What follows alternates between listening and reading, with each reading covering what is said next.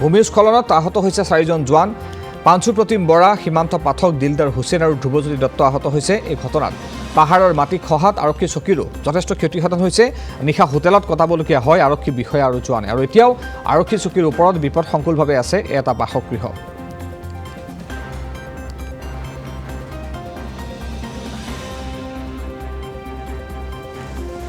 এই ঘটনা সন্দৰ্ভত আমাক অধিক জনাব চন্দ্ৰপুৰৰ সাংবাদিক কন্দৰ্প কলিতাই। কন্দৰ্প কলিতা, কালি নিশাৰে পৰা যি ভূমিস্খলনৰ ঘটনা সংঘটিত হৈছে পানীখাইটিত, য'ত ক্ষতিসাধন হৈছে আৰক্ষীৰ লোকসকল হোটেলত নিশা কটাবলগীয়া হৈছে কাৰণ আৰক্ষীৰ যিটো আৰক্ষী চকীৰ গৃহ সেয়া ভাঙি গৈছে। বৰ্তমান আৰক্ষীসকল হোটেলতে আছে নে তেওঁলোক আহিলে মানে যিটো আৰক্ষী চকীৰ বাসগৃহ বা যিটো গৃহ তালৈ উভতি আহিল নে তেওঁলোক এতিয়া হোটেল থাকিবলগীয়া হৈছে?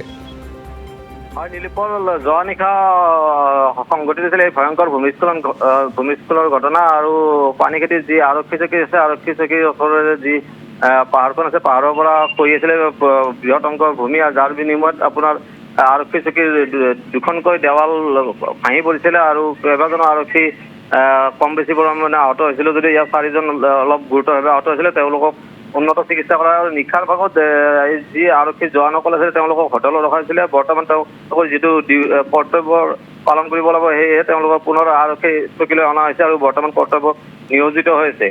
আৰু যি পাহাৰখনৰ ওপৰতে আন এটা গৃহ অতি বিপদসংকুলভাৱে আধা অংশ ওলমি থকা পৰিলক্ষিত হৈছে আৰু যিকোনো মুহূৰ্তত হয়তো সেই গৃহটো খহি পৰিব পাৰে আৰক্ষী চকীৰ ওপৰতে, যাৰ ফলত এক বিস্তাৰ ক্ষতিসাধন হ'ব আৰক্ষী চকীৰ। ইতিমধ্যে আৰক্ষীৰ পৰা জানিব পৰা মতে যি আৰক্ষী চকীটো ইয়াৰ পৰা স্থানান্তৰৰ এক যোজনা চলাইছে, হয়তো অন্য স্থানলৈ পানীখাইটি আৰক্ষী চকীখন কিছুদিনৰ কাৰণে স্থানান্তৰ কৰাও হ'ব পাৰে। নীলোৎপল।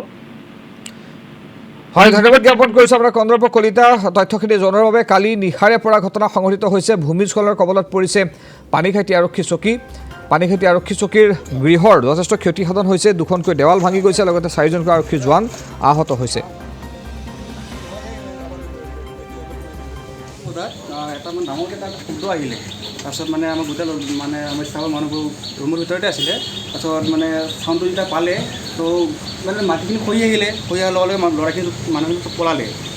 ওলাই যোৱাৰ পাছত মানে গোটেই ৱালটো ভাঙি কিনে গোটেই ৱালটো ভাঙি কিনে গোটেই বস্তু নষ্ট হৈ গ'ল। কোনোবা আঘাতপ্ৰাপ্ত হৈছে? এজন হৈছে আঘাত, অলপ মানে বেছি দুখ পাইছে। এইটো আমি ইয়াতে ভাত বনাই আছিলোঁ, বহি আছিলোঁ, এজনে ভাত বনাই আছে, এজন ইয়াতে বিচনাত শুই আছে, এজন ইয়াত শুই আছিলে।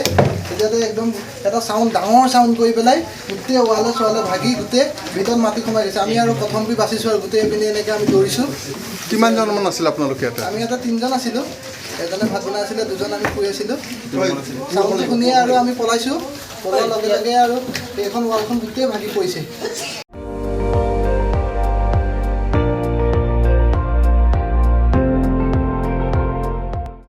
আপুনি চাই আছে ND24, সৰ্বশ্ৰেষ্ঠ নহয় সৰ্বোত্তমৰ দৌৰ।